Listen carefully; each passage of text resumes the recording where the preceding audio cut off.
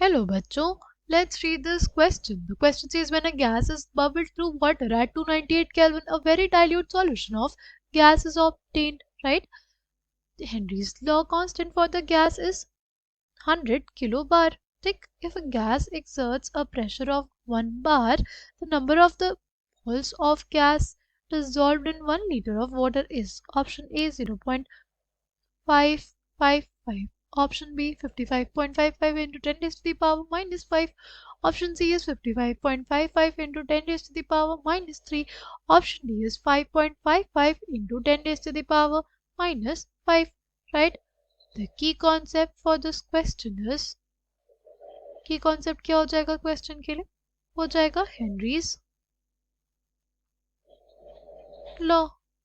Henry's law basically states that the solubility of a gas over a liquid is directly proportional to partial pressure of the gas above the solution, right? Partial pressure of the gas की directly proportional होता है solubility of the gas, right? इसको हम लोग लिख सकते हैं x से डिनोट करते हैं solubility is directly proportional to partial pressure of the gas. ठीक, proportionally constant हटाएंगे, proportionality साइन हटाएंगे, proportionality constant इंट्रोड्यूस करेंगे तो हमारे पास कुछ ऐसा आ जाएगा. ठीक, इसको हम लोग लिख सकते हैं p के टर्म्स में भी कि जो partial pressure of the gas होगा वो हमारे पास किसके बराबर हो जाएगा? वो हो जाएगा basically mole fraction of the gas के, राइट? जो वेपर प्रेशर होगा, पार्शियल वेपर प्रेशर, वो हमारे पास किसके बराबर हो जाएगा? वो हमारे पास बेसिकली हो जाएगा के एच 1/k को हम लोग लिखते हैं क्या? के एच, हेनरीज लॉ कांस्टेंट बोलते हैं इसको, into mole fraction of the gas, right? हमें के एच की वैल्यू दी हुई है. के एच की वैल्यू कितनी दी हुई है? दी हुई है 100 किलो बार. किलो मतलब 10 raised to the power 3 बार लिख सकते हैं इसको. ठीक, अगर मोल फ्रैक्शन ऑफ गैस हमें निकालना है तो मोल फ्रैक्शन ऑफ गैस किसके बराबर हो जाएगा? Mole fraction of gas is basically equals to number of moles of gas by number of moles of gas plus number of moles of जो भी हमारा सॉल्वेंट या सॉल्यूशन रहेगा. ठीक, number of moles of gas क्या हो जाएगा? देखो number of moles of gas तो हमें निकालना है तो उसको x मान लेते हैं, x by x plus number of moles of solvent क्या हो जाएगा? सी, हमारे पास दिया है 1 लीटर ऑफ वाटर. 1 लीटर मतलब 1000 ml. ठीक, और हमें पता है वाटर की डेंसिटी क्या होती है? वो होती है 1 ग्राम पर ml. अगर हमारे पास वॉल्यूम है और हमारे पास डेंसिटी है तो हमारे पास मास निकल जाएगा. कैसे? सी, जो डेंसिटी है वो बेसिकली किसके बराबर हो जाएगा? मास बाय वॉल्यूम के. डेंसिटी किसके बराबर हो जाएगा? मास बाय वॉल्यूम के.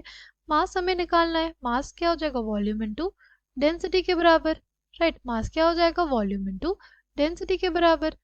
वॉल्यूम कितना है? वॉल्यूम हमारे पास है 1000 ml इनटू डेंसिटी क्या है? 1 ग्राम पर ml. यानी मास क्या हो जाएगा हमारे पास? सॉल्वेंट का मास, वाटर का मास हमारे पास कितना आ जाएगा? 1000 ग्राम.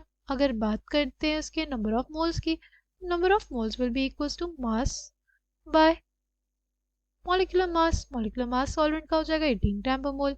क्या आ जाएगा? ये 55.55 मोल्स, राइट? क्या आ जाएगा? 55.55 मोल्स. ठीक,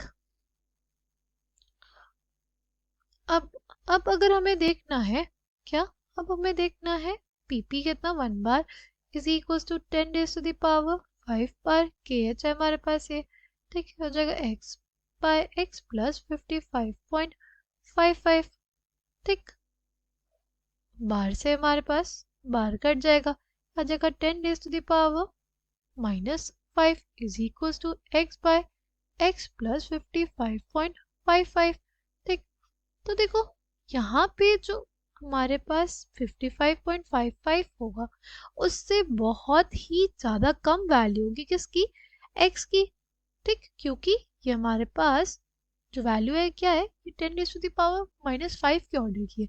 यानी हमारे पास जो x होगा वो बहुत बहुत ज़्यादा कम होगा 55.55 से. यानी इसको हम लोग डिनोमिनेटर में से इग्नोर कर सकते हैं, तो आ जाएगा x by 55.55 is equal to 10 raise to the power -5। x की वैल्यू ही तो निकालनी थी हमको, आ जाएगा क्या 55.55 into 10 raise to the power -5।